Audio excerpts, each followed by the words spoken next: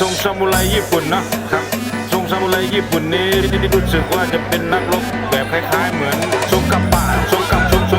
ปะทรงอะไรเนี่ยเนาะเนี่ยใกล้ๆกันนะทรงกัปปะทรงซามูไรญี่ปุ่นเซมาบุเตะยงเหลายงเหลาเซฮาริกาโดเนาะสวัสดีครับเซมาบุเตะเซมาบุเตะเขาเรียกทรงซามูไรญี่ปุ่นนะเพื่อนนะถ้าภาษาไทยบอกว่าเซมาบุเตะช่างมึงไม่อยู่แน่เนาะใช่ไหม